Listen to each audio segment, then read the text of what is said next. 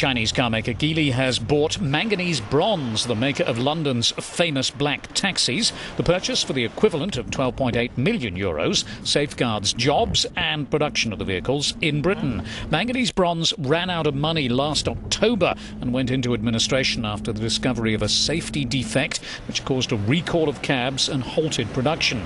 At that time, about a third of its 300 workers were laid off. Geely, which already owned about a quarter of Manganese Bronze, said that it had reached a deal with the administrator to buy the business and principal assets of the company, which hasn't made a profit in 5 years.